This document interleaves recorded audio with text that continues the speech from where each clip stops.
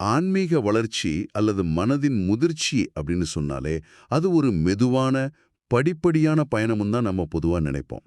அதாவது படி 1, படி 2, படி 3 அப்படின்னு ஒரு மாடிப்படியில ஏறுற மாதிரி.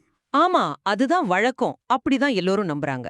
ஆனா பாத்தீங்கன்னா, மனித உணர்வோட உச்சத்தை விவரிக்கிற மிக நுட்பமான ஒரு தமிழ் ஆவணம் இந்த வழக்கமான வரிசைய முற்றிலுமா நிராகரிக்குது. கண்டிப்பா.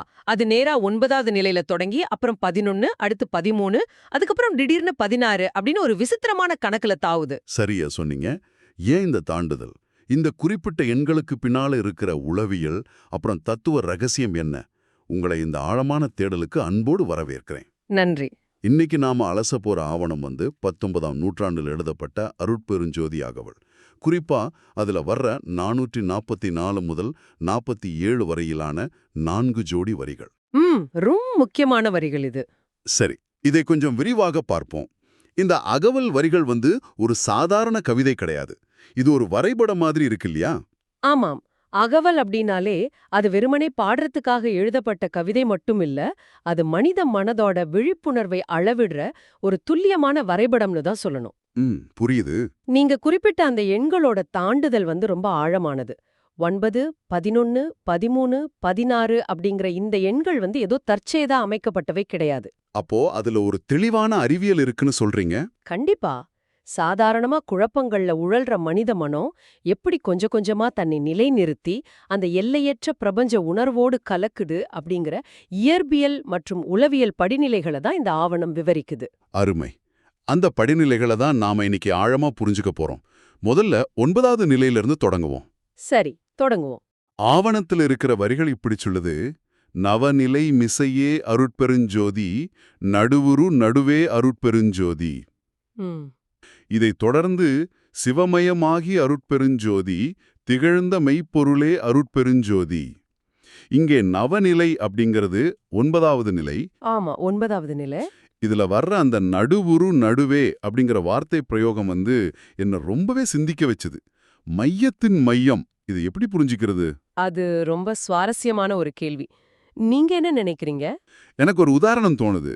ஒரு சூறாவளியோட மையப்பகுதியை, அதாவது அந்த ஐ ஆஃப் த ஸ்ட்ராம் அப்படிம்பாங்க இல்லையா, அதை நாம இதுக்கு உதாரணமா எடுத்துக்கலாமா? ஓ, சூறாவளியின் மையமா?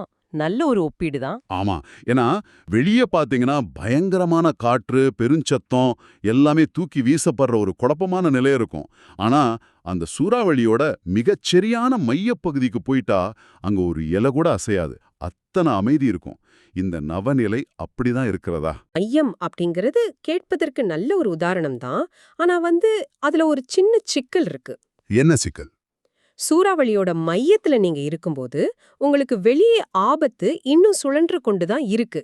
நீங்க தற்காலிகமா ஒரு பாதுகாப்பான இடத்துல இருக்கீங்க, அவ்வளவுதான். ஓஹோ, அதாவது அந்த அமைதி நிரந்தரம் இல்லைங்கிறீங்களா? ஆமா.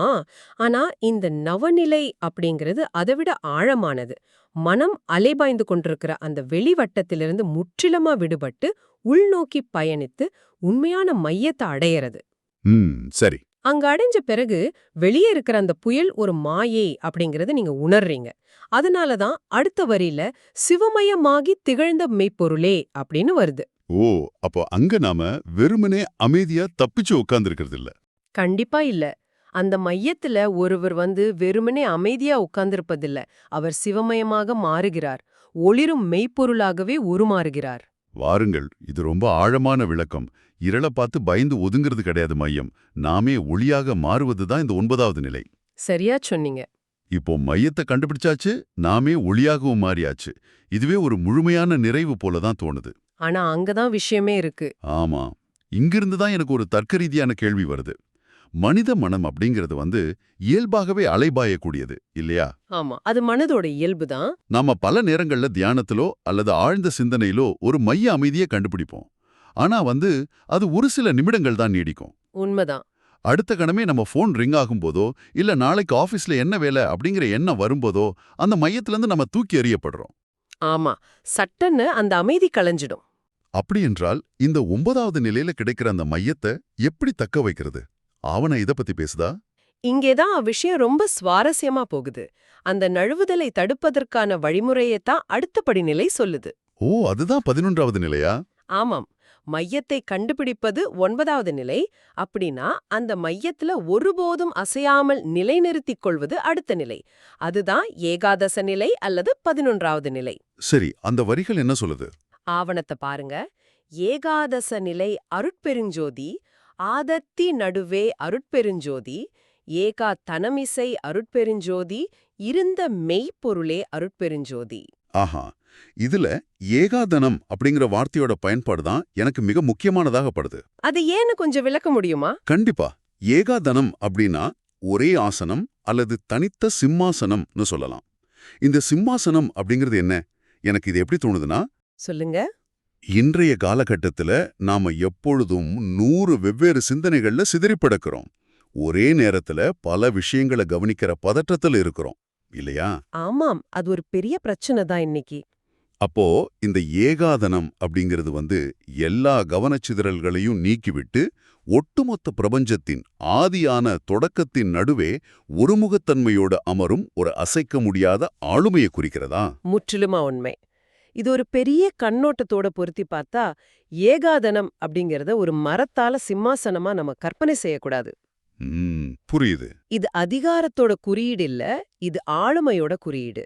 உங்க சொந்த விழிப்புணர்வின் மீதான முழுமையான ஆளுமை. அருமை. ஏகாதனமிசை இருந்த மெய்ப்பொருளே அப்படிங்கறத நம்ம கவனிக்கணும். இருந்த அப்படிங்கிற வார்த்தை இங்க நிலைத்தன்மையை குறிக்குது. அதாவது ரொம்ப உறுதியா நிலை பெறுவது அப்படிதானே? சரியா சொன்னீங்க. 9வது நிலையில மையத்தை தொட்டுட்டோம்.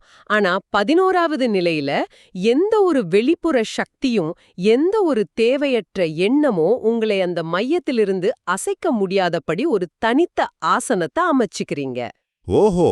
அதிலிருந்து சிறிதும் விலகாமல் மெய்ப்பொருளாகவே நிலை பெற்று விடுகிறீர்கள். சிதறல்களுக்கு அங்க இடமே இல்ல. ஆனா இங்க எனக்கு ஒரு சின்ன முரண்பாடு இருக்கிறதா போல தோணுது. என்ன முரண்பாடு? ஒருத்தன் ஒரு தனித்த சிம்மாசனத்துல எந்த சிதறலும் இல்லாம அமர்ந்திருக்கான் அப்படின்னா அது அவனை குறுகியவனாக்கி விடாதா? இது ஒரு நல்ல கேள்வி. ஒருமுகத்தன்மை அப்படிங்கிறது ஒரு சிறிய புள்ளிக்குள் நம்மை சுருக்கிக் கொள்வது தானே, ஒரு அறையோட மூளைக்குள் அமர்ந்திருக்கிறதா போல. ஆமா, பொதுவா அப்படிதான் தோணும். அப்படி இருக்க அந்த சிம்மாசனத்திலிருந்து அடுத்த நிலைக்கு இப்படி பயணம் தொடருது. குறுகிய எல்லையிலிருந்து பிரபஞ்ச அளவுக்கு விரியற உணர்வாக இது இருக்கிறதா? அந்த முரண்பாட்டை உடைக்கிறது தான் இந்த தத்துவத்தோட அடுத்த கட்டமே. சிம்மாசனம் அல்லது ஒருமுகத்தன்மை அப்படிங்கிறது உங்களை சுருக்காது. ஓ, சுருக்காதா? அப்புறம் என்ன செய்யும்? மாறாக அது உங்கள் எல்லைகளை உடைக்கும். அதுதான் திரியோதச நிலை, அதாவது 13வது நிலை. அந்த வரிகளை உற்று நோக்குங்க. திரையோதச நிலை அருட்பெருஞ்சோதி, சிவவழி நடுவே அருட்பெருஞ்சோதி. சிவவழி நடுவே? ஆமாம். இதுவரைக்கும் ஒரு மையப்புள்ளியை பற்றியும் சிம்மாசனத்தை பற்றியும் பேசின ஆவணம் இப்போ சிவவழி நடுவே அப்படின்னு எல்லையற்ற பெருவழியை பற்றி பேசுது. ஒரு புள்ளியிலிருந்து எப்படி பெருவழிக்கு செல்ல முடியும் அப்படிங்கிற மெக்கானிசத்தை நான் புரிஞ்சிக்க முயற்சிக்கிறேன். ஒருவேளை இதை நான் இப்படி பார்க்கலாமா? சொல்லுங்க பாப்போம். வானத்திலிருந்து விழும் ஒரு மழைத்துளி காத்துல அலைபாயும் போது அதுக்கு ஒரு தனித்த வடிவம் இருக்கு, ஒரு எல்லை இருக்கு. ஆனா அந்த துளி கடல்ல விழுந்து தன்னுடைய சலனங்கள் அனைத்தையும் இழந்து நிலை பெறும்போது, அதாவது அந்த 11வது நிலை. ஆமா, சரியா சொன்னீங்க. அந்த நிலைத்தன்மை வரும்போது அது தன்னுடைய சிறிய எல்லையை இழந்து ஒட்டுமொத்த கடலாகவே மாறிவிடுகிறது இல்லையா? மிகச்சரியான ஒப்பீடு. அந்த சிம்மாசனத்தில் அமரும்போது ஏற்படுற அந்த முழுமையான நிலைத்தன்மை தான் நம்முடைய மனதோட சுவர்களை உடைத்து நம்ம எல்லையற்ற பெருவழியாக, அதாவது சிவ வழியாக விரியச் செய்கிறதா? கண்டிப்பா. மனம் அப்படிங்கிறது சலனங்களால ஆனது. சலனங்கள் இருக்கிற வரைக்கும் உங்களுக்கு ஒரு எல்லை இருக்கும். உண்மைதான். எப்போ நீங்க சிம்மாசனத்துல ஏறி அமர்ந்து உங்க சலனங்களை முற்றிலுமா நிறுத்துறீங்களோ அப்போ உங்க விழிப்புணர்வை தடுத்து நிறுத்த எந்த எல்லையும் அங்க இருக்கிறதில்ல. நீங்க அந்த பெருவழியாகவே மாறுறீங்க. ஆஹா, கேட்கவே ரொம்ப பிரமிப்பா இருக்கு. அந்த வெளி எப்படிப்பட்டது அப்படிங்கறத அடுத்த வரி ரொம்ப துல்லியமா விவரிக்குது. வரையோ தருசுல அருட்பெருஞ்சோதி, வாழ்க்கை மெய்ப்பொருளே அருட்பெருஞ்சோதி.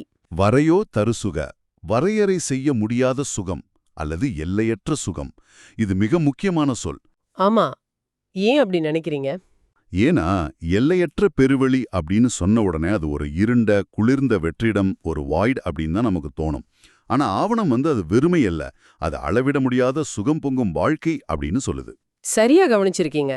அந்த சிவவெளி அப்படிங்கிறது சாதாரண இடம் அல்ல, அது ஒரு செழிப்பான இருப்பு.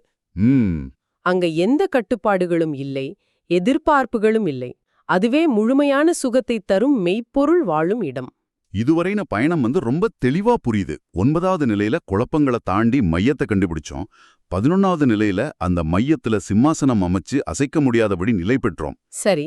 அப்புறம் 13வது நிலையில அந்த நிலைத்தன்மையின் மூலமா நம்முடைய எல்லைகளை உடைச்சி பிரபஞ்ச அளவுக்கு விரிவடைந்து வரையறையற்ற சுகத்தையும் அனுபவிச்சிட்டோம். ஆமா.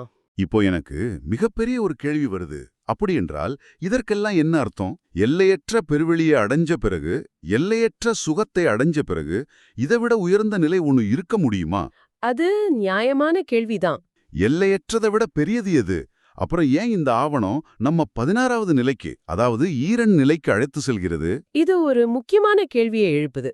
இதுதான் இந்த ஆவணத்தோட உச்சக்கட்ட புதிரே. 13ல இருந்து நேரா 16க்கு செல்ற அந்த தாண்டுதல். ஈரன் நிலை, அதாவது 2 பெருக்கல் 8 16. ஆமா. வரிகளை பாப்போம். ஈரண்ணினை அருட்பெருஞ்சோதி எனவியம்புமை நிலையில் அருட்பெருஞ்சோதி பூரண சுகமாய் அருட்பெருஞ்சோதி பொருந்துமை பொருளே அருட்பெருஞ்சோதி. இந்த பூரண சுகமாய் பொருந்துமை பொருளே அப்படிங்கறத படிக்கும்போது எனக்குள்ள ஒரு விவாதம் எழுகிறது. இதற்கெல்லாம் என்ன அர்த்தம்? என்ன தோணுது உங்களுக்கு? பலரும் ஆன்மீக பயணம் அப்படிங்கறத ஒரு ஓட்டப்பந்தயமாத்தான் பார்க்கறாங்க. ஒரு குறிப்பிட்ட கோட்டையை தொட்டுவிட்டால் அல்லது ஒரு மலையோட உச்சியை அடைஞ்சு கொடியை நட்டுவிட்டால் அதன் பிறகு ஓடத் தேவையில்லை, பயணம் முடிஞ்சிடுச்சு அப்படின்னு நினைக்கிறாங்க. இந்த 16வது நிலை அப்படிங்கிறது அப்படிப்பட்ட ஒரு முற்றுப்புள்ளியா? இது ஒரு முடிவான இலக்கா? அல்லது பூரண சுகம் அப்படிங்கிறது முடிவல்லாத ஒரு தொடர் நிலையா? இந்த வித்தியாசத்தை உணர்வதுதான் ஒட்டுமொத்த தேடலோட சாரமே. ஆவணத்துல கூறப்பட்டுள்ளபடி இது எனவியம்பு மேல்நிலை, அதாவது விவரிக்கப்படும் மிக உயர்ந்த நிலை. சரி. 13வது நிலையில நீங்க எல்லையை இழந்து பிரபஞ்சமா விரிவடைறீங்க. அங்க அளவற்ற சுகம் இருக்கு. ஆனா 16வது நிலையில உள்ள வார்த்தையை கவனிங்க. பொருந்துமை பொருளே. ஆமா, பொருந்துதல் அப்படிங்கிறது ஒரு தேக்கம் கிடையாது. அது ஒரு தொடர்ச்சியான இயக்கம். இது ஒரு ஓட்டப்பந்தயத்தோட முடிவல்ல. ஓ, அப்போ அங்க மெய்ப்பொருள் பூரண சுகமாய் பொருந்தி நிற்குது அப்படின்னு சொல்றீங்க? கண்டிப்பா. நீங்க எல்லையற்ற பெருவழியா விரிவடைந்த பிறகு இந்த ஒட்டுமொத்த பிரபஞ்சத்தோட ஒவ்வொரு அசைவோடும் ஒவ்வொரு துகளோடும் முரண்பாடில்லாம ஒன்றிணைந்து செயல்படுவதைத்தான் இது குறிக்குது. இத பத்தி நான் இன்னொரு கோணத்துல யோசிக்கிறேன். ஒரு நடன கலைஞரை நாம எடுத்துக்குவோம். சரி, சொல்லுங்க. அவரு முதல்ல நடனத்தோட அடவுகளை கத்துக்கிறாரு, ரொம்ப கஷ்டப்பட்டு பயிற்சி செய்யறாரு. இது அந்த மையத்தை கண்டறிவதுன்னு வச்சுக்கலாம். அருமையான ஒப்பீடு. பிறகு ஒரு கட்டத்துல அந்த அடவுகள்ல அவருக்கு ஒரு முழுமையான ஆளுமை வந்துடுது. இது சிம்மாசனத்துல அமருவது போல. 11வது நிலை. அதன் பிறகு மேடையில் ஆடும்போது அவர் தன்னையே மறந்து நடனத்தோடு ஒன்றிவிடுகிறார். இது அந்த எல்லையற்ற வெளி, 13வது நிலை. ஆனா அதற்கும் மேலான ஒரு நிலை இருக்கு. அது என்ன நிலை? ஒரு கலைஞன் பல ஆண்டுகள் பயிற்சிக்கு பிறகு தான் நடனம் ஆடுகிறோம் அப்படிங்கிற எண்ணத்தையே கடந்துடுறான். அங்க ஆடுபவர் வேறு, இசை வேறு அப்படிங்கிற நிலை மாறி அந்த கலைஞனே இசையாக மாறிவிடுகிறான். ஆஹா. அந்த இசையோடு அவன் ஒவ்வொரு கணமும் பொருந்தி இயங்குகிறான். அந்த பொருந்துதல்ல தான் எந்த குறைமற்ற பூரண சுகம் இருக்கு இல்லையா? மிக நுட்பமான ஒரு பார்வை இது. நடனமே இசையாக மாறுறது தான் அந்த பூரண சுகம். அதுவரைக்கும் நீங்க ஒரு தனித்த நபராயிருந்து எல்லையற்ற சுகத்தை அனுபவிச்சுட்டு இருந்தீங்க. ஆமா. ஆனா 16வது நிலையில நீங்கள் என்ற ஒரு தனித்தன்மை முற்றிலுமா பிரபஞ்ச இயக்கத்தோட கரைந்து பொருந்தி விடுகிறது. ஒரு சிறு பிழை கூட இல்லாத, முரண்பாடு இல்லாத முழுமையான பொருந்துதல். வாவ், இது உண்மையிலே ஆச்சரியமா இருக்கு. அதனாலதான் ஆவணம் இத உச்சநிலையாக குறிப்பிடுது. மனித மொழியால் விவரிக்கக்கூடிய ஆக உயர்ந்த தளம் இதுதான். இன்னைக்கு நாம அலசிய இந்த மூல ஆவணத்துல அருட்பெருஞ்சோதியோட ரகசிய படிக்கட்டுகளான 9, 11, 13 மற்றும் 16 ஆகிய நிலைகளை நாம பார்த்தோம். ஆமா. எப்படி மையத்திலிருந்து தொடங்கி தனித்து நின்று சிவவெளியில் விரிவடைந்து இறுதியாக பூரண சுகத்துல முழுமையடையுது அப்படிங்கறத பார்த்தோம். கண்டிப்பா. இது வெறுமனே ஒரு பழைய கவிதை மட்டும் இல்ல. இது மனித உணர்வின் பரிணாமத்தை விளக்குற ஒரு அறிவியல் வரைபடம். இதெல்லாம் கேட்கும்போது இந்த ஆழமான தேடலை கேட்டுக்கிட்டு இருக்கிற உங்களுக்கு, அதாவது அன்றாட வாழ்க்கையில அலுவலக வேலைகளையும் குடும்ப பொறுப்புகளையும் சுமந்து கொண்டிருக்கிற உங்களுக்கு இது ஏன் முக்கியம் அப்படிங்கிற கேள்வி எழலாம். ஆமா, அது ரொம்ப முக்கியமான கேள்வி. உண்மைய அல்லது மெய்ப்பொருளை அறிவது அப்படிங்கிறது ஒரே பாய்ச்சல் நடக்கிற ஒன்றல்ல. அது ஒவ்வொரு படியாக மையத்தை கண்டறிந்து கவனத்தை குவித்து எல்லையை விரிவுபடுத்தி அடையும் ஒரு முழுமையான பயணம் அப்படிங்கிறது இது காட்டுது. சரியா சொன்னீங்க. எந்த ஒரு இலக்கை நீங்க அடையறதா இருந்தாலும் இந்த உளவியல் மெக்கானிசம் வாழ்க்கையின் எல்லா தளங்களுக்கும் பொருந்தும். இந்த தேடலை நிறைவு செய்வதற்கு முன் உங்களுக்கு ஒரு முக்கியமான ஆழ்ந்த சிந்தனையை முன்வைக்க விரும்புறேன். சொல்லுங்க. நாம இவ்ளோ நேரமும் இந்த வரிகள் சொல்ற 9, 11, 13, 16 என குறிப்பிட்ட எண்களை கொண்ட உச்சநிலைகளை பற்றி பேசினோம். ஆமாம், இந்த மைல் கற்களை பத்தி பேசணும். அப்படியென்றால் நமது அன்றாட வாழ்வில் நாம் அமைதியையும் உண்மையையும் தேடும்போது இந்த எண்களுக்கு இடைப்பட்ட அந்த தளங்களில் என்ன நடக்கிறது? ஓ, அதாவது அந்த 10, 12, 14. ஆமாம், அந்த இடைப்பட்ட மௌன இடைவெளிகள்ல தான் நமது உண்மையான போராட்டங்களும் புரிதல்களும் ஒளிந்திருக்கின்றன. மையத்தை கண்டுபிடிச்சிட்டு சிம்மாசனத்துல ஏறுறதுக்கு முன்னாடி அந்த 10வது நிலையில எத்தனை முறை மனம் அலைபாய்ந்து கீழே விழுந்திருப்போம். மிக ஆழமான சிந்தனை இது. அந்த இடைவெளிகளில் நீங்கள் சந்திக்கும் இருள்தான் உங்களை அடுத்த ஒளியான படிநிலைக்கு தள்ளுகிறதா?